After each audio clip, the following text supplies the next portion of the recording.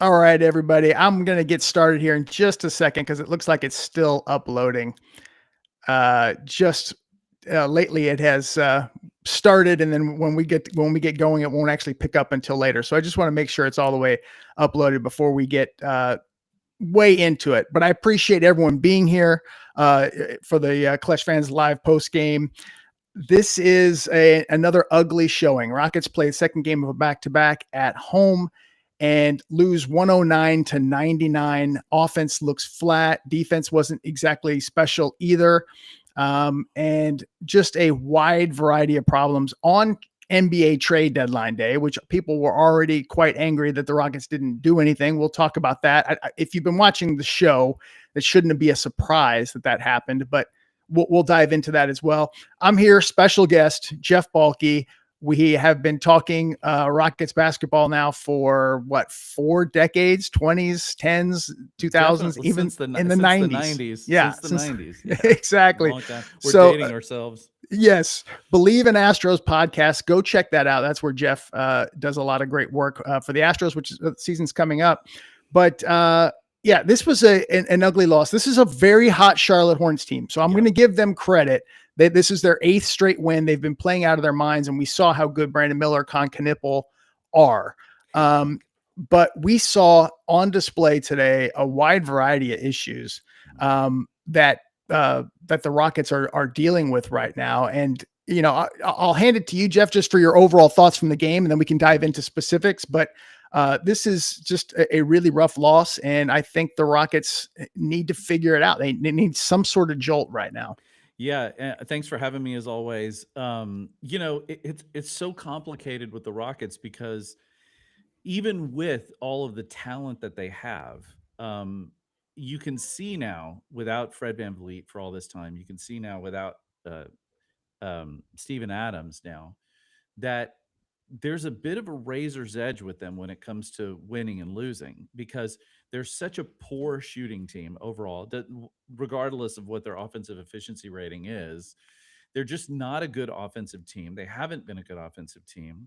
Now they don't focus a boatload on it, even though, you know, the Ime Udoka from the beginning has said he wanted them to be more balanced like Boston was when they won the championship a few years ago. They're just not I mean, they have one great offensive player in Kevin Durant, and he is an all-time great. But that's really it offensively. And then tonight, you know, Şengün's a very, very good offensive player when he's making shots. But beyond that, they don't really have a lot of guys who can play great offense on this team. And when you also add to the fact that they looked like they're ready for the All-Star break, you know, I mean, they look like they were done. Like, you know, I was just writing about this for the Houston Press because I still, you know, write about the Rockets for the, you know, for the press. And I was just saying that, you know, this is a bad time of year for most teams. It's a tough time of year because it's just very, very difficult to play in this slog of winter, you know, before, you know, right around the trading deadline, right before the All-Star break. But the Rockets just look like they have no legs. They look like they're just uninterested in being in the gym right now. And that's concerning. That's that's almost a bigger concern than shots not falling.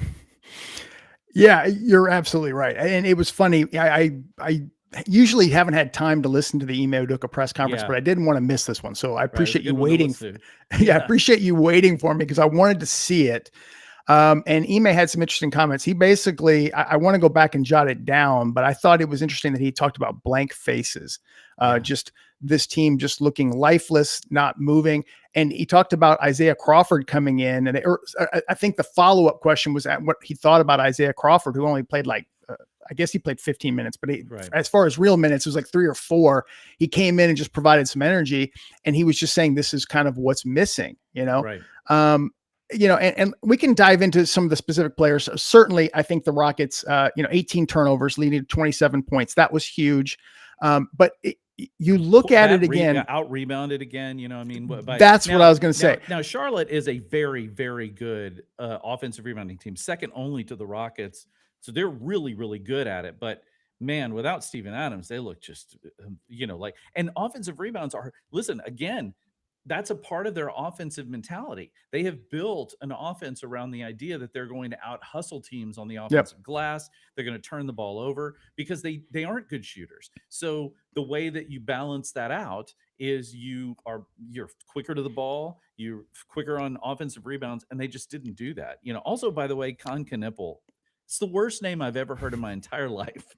And I don't care if he's a rookie or whatever. Yeah. I don't like that guy. I'm just going to say it. Between him and LaMelo Ball, I can leave the Charlotte Hornets behind. I was going to tweet it, but I decided against it. But I was going to have that Chris Evans as Captain America, like before the Super Soldier Serum and after. And it's like, that's Reed Sheppard and that's Kon Knueppel. Like, that's what it looks like right now. Although they compared him to Chris Mullin, and I'm like, really? Yeah, Knueppel's smart and he's good. He can shoot. Let me dive in a little bit to this, because you nailed it. They got out rebounded again, and I don't want to sound like a broken record. People who watch the show have heard me say this, but this team's superpower is that they don't turn it over, or at least it was before this season. The low turnovers, primarily that's Fred VanVleet as your lead. And they are incredible at offensive rebounding. Matter of fact, they were on pace this year to like shatter records. Yeah. And that it's not entirely Steven Adams, but the bulk of it is Steven Adams. And it shows in the net rating. Like, you look at when Steven Adams plays, this team's net rating is like plus 13, almost plus 13. And right now, after tonight, it's probably going to be something like plus 3 when he's off the floor. Right. And, I guess what I'm trying to say is they have one truly special offensive player, and that's Kevin Durant. Right. Şengün is versatile all the way around, but he's not efficient. They maximized Şengün by getting lots of extra rebounds. Şengün deserves some of the credit for that. But when you take away that rebounding and you take away the turnovers and it's an even battle, they're going to lose some games that people probably didn't think that they would. And that's, I think, what happened tonight. And I just want to start. We could talk about Şengün. I see a lot of people asking to talk about him tonight. Just 3 of 11 from the field. Did have 9 boards, 5 assists. Got into some foul trouble. But the thing with Şengün tonight that was atrocious, honestly, was his first half defense. Now, I didn't pay enough attention specifically to him in the second half, but I usually clip things because I'd like try to have notes for the show. There were at least 7 or 8 times that LaMelo Ball or Kon Knueppel just destroyed him. Like, he was out there in space and just went right around him and got a layup or an easy floater, a very easy basket. Started right from the tip, basically, right from the first play. And that is something that they have to figure out, because Şengün did do a better job last season. I don't know. I don't have an answer for that. It's been and they asked Ime Udoka about it in postgame. The last 2 games he's been hunted on pick and rolls, and he said it's been that way since I've been here. Nothing new there. So they're going to have to figure that part out. Again, the Rockets didn't lose this game for because of any one player or because of any one thing. We're just going to go through that. But what are you seeing from Şengün lately? Well, listen, I like Alperen Şengün as a player. I think he's extremely talented. He's got a very, very unique skill set for an NBA player. The issue comes up, really, he struggles against athletic big men. He really just does. He struggles against those guys because as gifted as he is offensively, he's not fleet of foot. That's just not his thing. And the way the Rockets have protected him defensively over the years is by either funneling guys into bigger people or double teaming occasionally when they need it, or allowing him to push guys in a direction where he can get help from the sideline. They basically schemed around his inefficiencies on defense.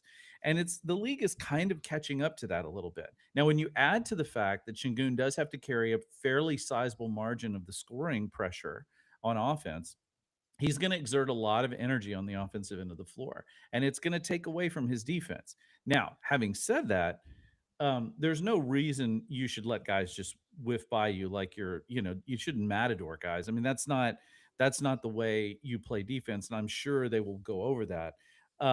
It's not his fault that they've lost these last couple of games, but his body language on the floor, like everybody else that's playing for the Rockets right now, his sort of energy levels out there, it just doesn't match what we saw earlier in the season. It doesn't. Like one of the things that's great about Alperen Şengün in terms of his sort of attitude on the floor is he's a very confident guy, and he's a guy that plays pretty freewheeling. He's not a guy that shies away from stuff. He's smart enough to know where his strengths and weaknesses are. But lately, I've seen him doing a lot of like dumb things, a lot of reaching, a lot of like reaching at guys as they go by him, a lot of lack of box outs. There was that one play in the second half where like three guys were around the ball. It hit the ground, and then he ends up fouling a Charlotte Hornets player because just nobody went to the ball. And that's very uncharacteristically the Rockets that we've come to appreciate over the last 18 months. And to me, it's going to start with attitude. I still think offensively, this team has some real problems, especially with Adams and now out because of that lack of rebounding.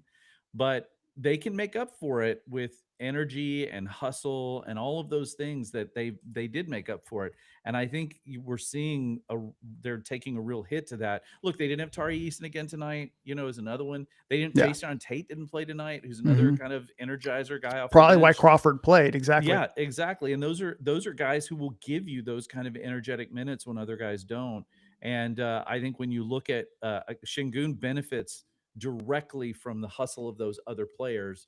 And I think it hurts them when they're not on the floor. And I think all of them combined just feel that lack of energy, and it just feels like it looks like they're just carrying around extra weight when they're not, Yeah, for me, my whole thing on Şengün since really pre-draft, but ever since he's been here, is just 3-point shooting and defense, and how important that's always been. Yeah. And he's done a good job of developing as a player in a lot of ways. But I just look at it like a strong base guy, a mobile, strong guy, who can keep him from the basket, can basically boost their team, their chances against the Rockets, because he can keep Şengün from, outside of 5-10 feet from the basket, which is where he thrives. He needs to really, work his way down to little layups, little hooks, and things of that nature. And that's what is a struggle. Grant Williams did some of that tonight. He's the one who really kind of has highlighted that in years past. So, there's a lot to talk about with Şengün. He's really in a funk right now, but there's a difference between being single covered by Jay Huff and Santi Aldama, and then, facing a strong center who keeps him from the rim. And tonight he just struggled on both ends of the floor. And listen, look, I know Şengün takes a lot of crap from people, and there are other people who think he walks on water. And I get that, right? That's part of being a fan, is that you have players that are your favorites and you have players that you don't like as much. I mean, we're human. That's how it works.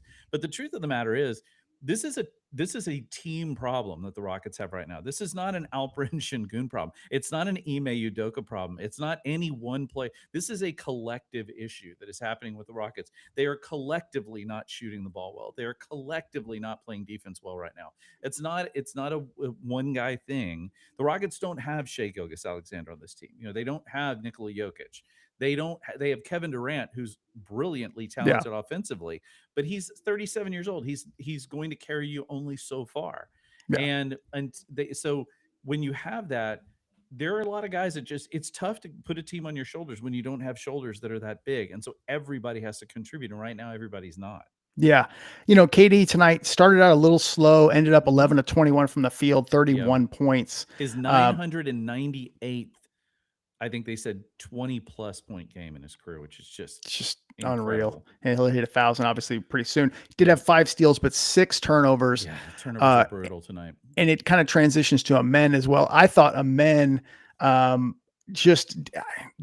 was a play early in the game where he drove, and I think he thought he was going to go for a layup. Then he was under the basket, and he just threw this incredibly ill-advised pass out to the top of the key. KD couldn't get it, and it had the Hornets out and running. And it was just, wow, that's, that was kind of a strikingly bad turnover. He's had a lot of good games lately where he's limited his turnovers, but tonight that wasn't the case. 5 of them, did have 7 dimes and 5 boards, but not a particularly great game. And I think overall, just looking at this, even Jabari hit shots tonight. He did. He was 7 of 10 from the field.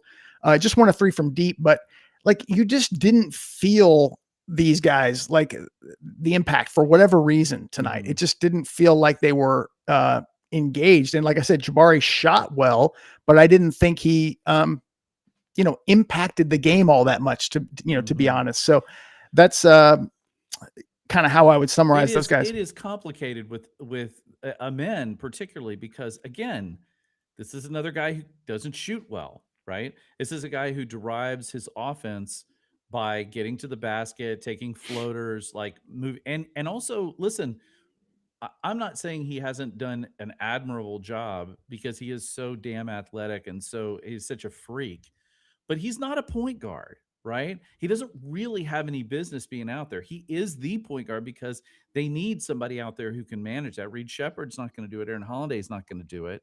And without Fred VanVleet, Amen becomes kind of the default guy. Now, if you notice, he's not the only one handling the ball. Durant brings the ball up plenty. Jabari Smith brings the ball up sometimes. Tari Eason does. It's spread out between everybody.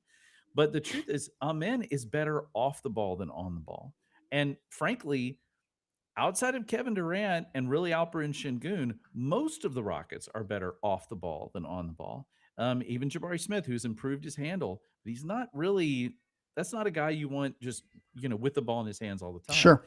And so, again, I think what we're seeing is they're starting to highlight their offensive inefficiencies because like you said, their thing that they do so well is rebound. And when you're not rebounding, all of a sudden you're on level playing field. And I saw somebody mention, too, that they don't have an offensive scheme. Listen, the NBA is not a league that schemes a lot on offense, right? The NBA is a league that puts the ball in the hands of the best players and then moves around those guys to make sure they get the best and most efficient shots they can get. The Rockets, I will say, granted, aren't, they're at the bottom of the barrel when it comes to scheming on offense because that's not their skill set. But even if they did, I'm not sure how you scheme with these particular guys because what are you going to do? Like, you really only put, if you with your starting lineup, you're really only putting a couple of 3-point shooters out there at a time. Right. So that means you can't really spread the floor. And so it's just a very complicated situation for them right now. I was talking to a buddy of mine who's a huge Rockets fan. He's a huge Rockets fan. He owns a dry cleaner near me where I take my clothes. And he's a massive Rockets fan. And whenever I go in there, we always have a conversation. He really has good insights on the team. He's been watching them for as long as you and I have, which is a long time. And he said that he just feels like losing Steven Adams hurts them worse than people might expect it to. 100%. Not because of what he's so great at any one given thing other than his offensive boards, but just because of the attitude that he brings and because of the way that he forces players to sort of change their game because of his strength and his physicality inside. And I think they're right.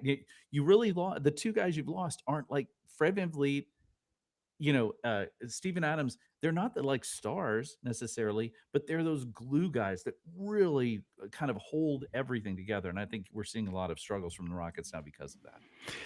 Yeah, it's perplexing because right now something is in the sauce. It's just they're off. Before we talk about the trade deadline, because that did pass today, I got to talk about Reed Sheppard because I see a lot of fans talking about it. There's panic. He is in a deep funk. I mentioned this yesterday with Ben Dubose. I think it's since December 23rd, he's shooting like 30. It was just under 32% from three. Right.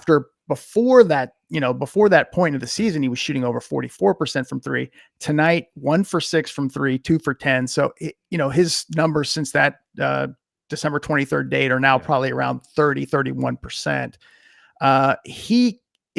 I believe Reed Sheppard's a good shooter. There's other things that I'm more concerned about with Reed Sheppard. Right now, he's not a good shooter. He's missing open shots.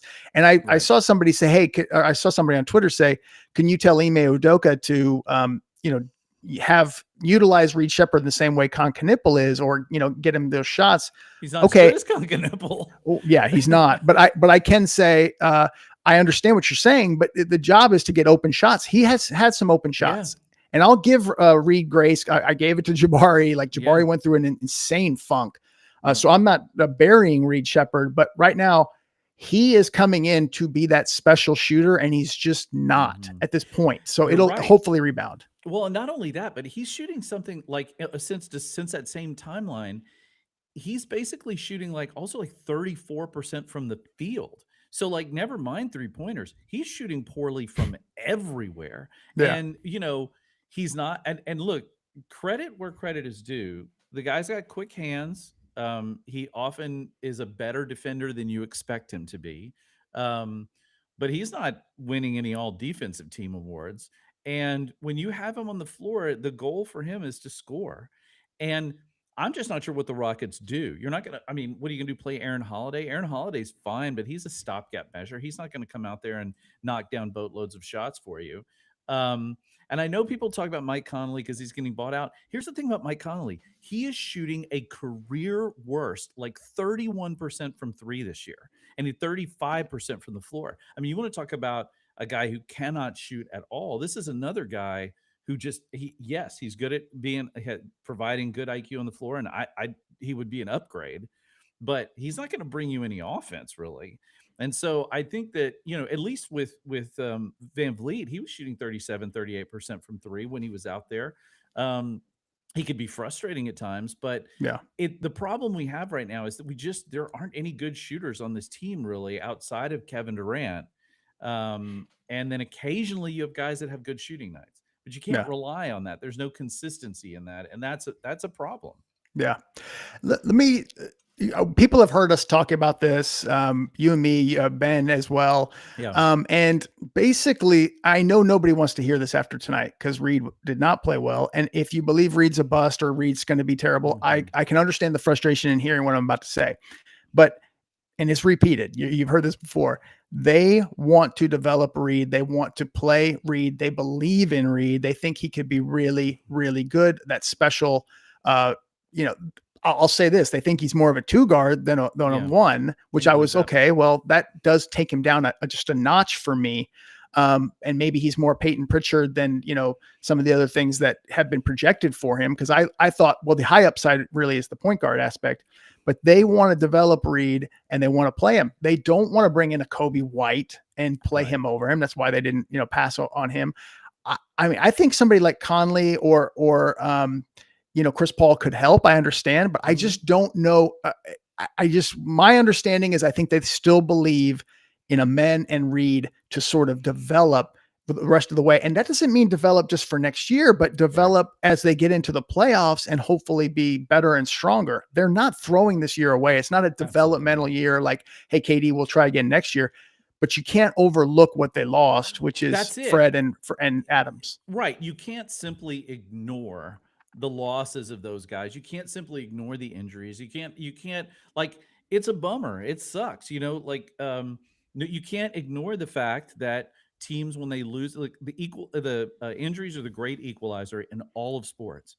And that's just how it works. Now with Reed Sheppard, also, let's be fair. He's probably played like a full year of games at this point. Like he didn't play, but really the final third of last year in terms of consistent minutes. So he's probably at this point played about a full season. The other thing too is he's played a lot of minutes this year, more than he has in the past. I don't understand why anybody wouldn't think he'd be hitting a wall at this point. A lot of his shots have been coming up short. That's legs, he's still a young dude who hasn't played this many games in his career in a single season. That's a lot. And not to defend him, he needs to shoot better, and that's just, part of the game. But there's a lot to when it comes to Reed Sheppard. This is a guy who played, I don't know how many games he played last year, but in terms of, significant minutes, it was a small number. And then when you talk about now this year, he has been thrust, and he probably wouldn't be playing this many minutes if Fred VanVleet were healthy, right? So the pressure that's on him is significant, and he needs to rise to that. But also, I know patience is a virtue, and most of us don't have it when it comes to sports. But I mean, I don't know what else you do. What are you going to just, just suddenly trade him away or do that? That's not how teams work. Yeah. So I definitely got, some info today. Talked to a lot of people. Ben did as well. So I don't want to take anything, away from like what Ben has heard. I'll just say that, look, they're up against a hard cap this year because of some of the things that they did. Like physically, they can't exceed that hard cap. So there were some trade possibilities, I'll just say, but they weren't attractive. And what they are in position to do, and I know this is legit info, is to, well, they're going to look at the buyout market, that's for sure, but they're going to be in a really good position this next summer, and I want to explain why. DFS, Dorian Finney-Smith, signed a 4-year deal. The third year, it's a 4th-year player option, but the third year is non-guaranteed. So it basically can be an expiring contract after this next year. Mm-hmm. It's going to be a valuable trade piece in the summer. Either DFS starts to ramp up and play well, and he's useful to them, or he's just an expiring salary that could be moved. Capella qualifies in that regard as well. That's about $20 million. I believe they are going to star chase. And I don't want to tell you who else they'll add because you guys already know. But I'm just saying, on top of that, if they're looking at a $50 million contract, that's the route they're going to go. We'll see how we don't know what it's going to look like when it gets to the playoffs, how they do in the playoffs. If they make this incredible run, a shocker, and go to the NBA Finals, doesn't look that way after tonight. But if they do, then this is different. But they are positioning themselves for this type of a move. That's why they wanted to hold at the deadline, just like they did on KD at the last deadline. And then when they got to the summer, they made the move for KD. Could they be involved in Giannis? I don't know. I don't know. It's going to depend on whether Giannis wants to come here or any of that thing, but they will be in position salary-wise and picks-wise to be involved. Well, I think you make an interesting point, and this is something that fans, myself included, struggle with, and that is understanding the long game. Me, Dave. I'm not a guy who loves like thinking about players as trade assets and thinking about draft and all. I know that some guys love that stuff, and it's really this, they love that thing. I'm not really about that. I love the games. I love the actual sport happening on the floor more than anything else. Having said that, in a league like this, where you have a very complex salary cap structure, it's very complicated.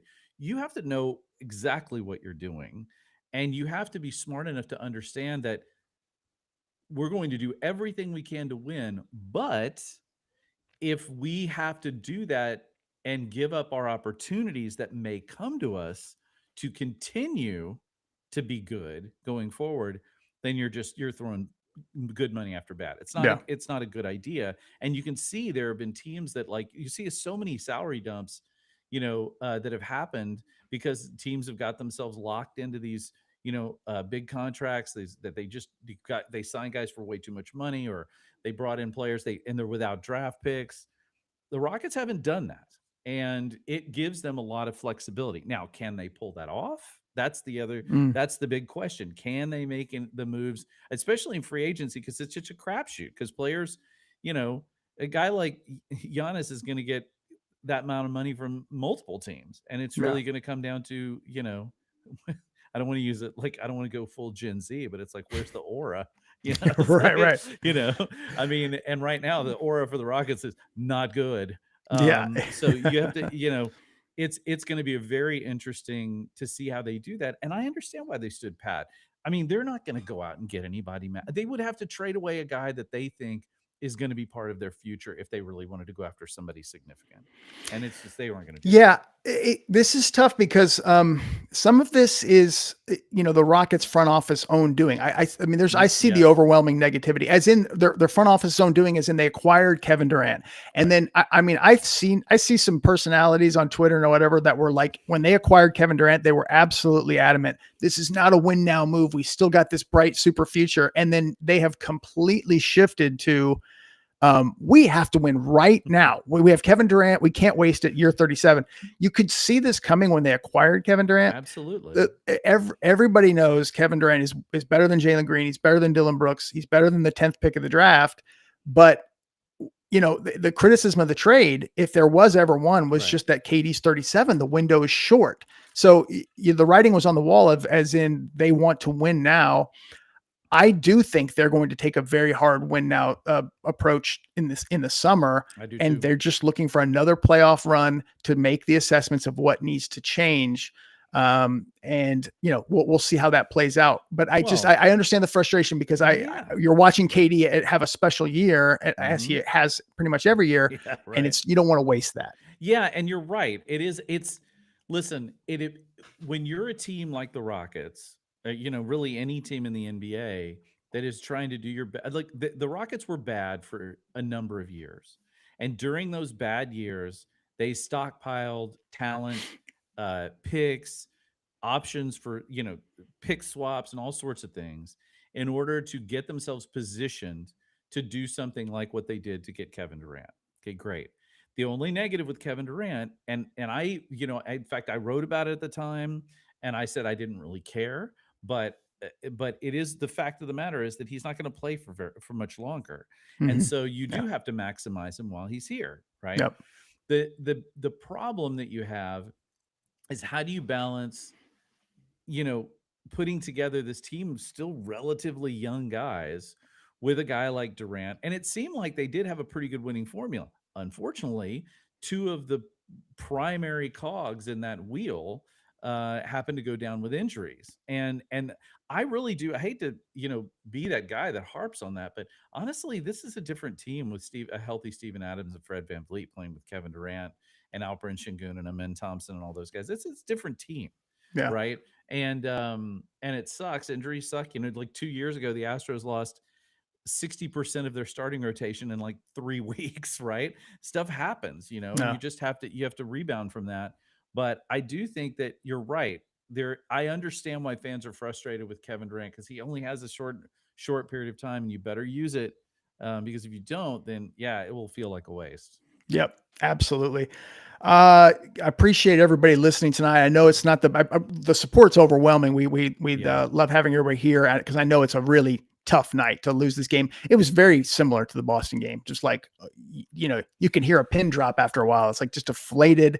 They didn't have it. And they've got to rebound now and figure it out. Cause this, Charlotte was a tough game, but Boston yesterday should have won that game. I mean, Jaylen Brown out. Jaylen Brown, multiple guys out. They were basically playing. I heard today that I guess Adam Clanton referred to them as a bunch of jamokes, and he got him. Apparently, some people did not like that. He called them those Celtics playing but it's like there were a bunch of guys that were. I mean, it was a bunch of guys off the bench that were playing. They should have beat them, but again, I feel like right now this team is just there's a real flagging of energy, and I don't know if they need the All-Star break. Maybe they need a few days off to sort of figure that out, to get their legs back. Maybe they need some practice time in the gym. Who knows, right? But honest to God, they've got to figure something out because this is still a very good team. This is still a team that can compete in the Western Conference. There's no question about it, particularly because they're so good defensively. Yeah, and they've got a closer in Kevin Durant. Yeah, we'll see how this plays out. They will return to action Saturday afternoon. It is at OKC. I will say the only blessing, I guess, in disguise, obviously, is no SGA, right? Yeah, no SGA. That's still a very good team. You don't want to take them lightly. Obviously, Jaylen Brown being out didn't matter. So they got to step up. But the other good news is it's an afternoon game. And then they're going to have the rest of Saturday off, Sunday and Monday off. Maybe some rest will do them good. And they are kind of, I'm not making excuses for the Rockets, but maybe they're on fumes and we are almost to the All-Star break. They've got 3 more games, Thunder, and then the 2 games against the Clippers. And the Clippers traded Harden. They traded, and I think Garland's still out. They traded Zubac today. So they are a completely different team. What are the Clippers doing, man? Yeah, who knows? It's Kawhi and who else? I mean, I understand that they had to pivot, but they were 17-4. And the only reason I care about it now, Jeff, is OKC owns their unprotected pick. And if they start sinking, it's bad news for all of us, because OKC could get that pick. Especially in this upcoming draft, which promises to be a pretty deep draft. Oh, yeah. Or certainly top heavy, at least. Yeah. It's just, look, It's just like how Dallas got Cooper Flag. Life is just unfair sometimes in the Western Conference, man. Oh yeah, we need OKC, Dallas, those teams out of there. Appreciate you, Jeff. Go My pleasure. At Jeff Balke on Twitter. You can follow him there. Also, Believe in Astros podcast. Jeff's amazing. I love Jeff, and I'm serious. All buddy. he knows. He's an encyclopedia of Houston sports, legitimately, and we'll be able to talk to you about anything, Oilers even. So little run and shoot. Absolutely, little run and shoot. Little Earl, little give it to Earl, give it to Earl, give it to Earl punt. Right. Yeah, man, love you, Blue. I know you look, man. I was a very young wee little tot in those times, but I do still remember a lot of it. Yes, no doubt. Unfortunately, my brain stores all of that information, which for Houston, if you're a Houston sports fan, a lot of that information is not good. We are cursed with this. No question. So I appreciate all of you. I hope you have a great, going into the weekend, and it's a great Super Bowl Sunday. We'll obviously see you before then, but appreciate all of y'all, and we will see you on Saturday. Thanks, everyone.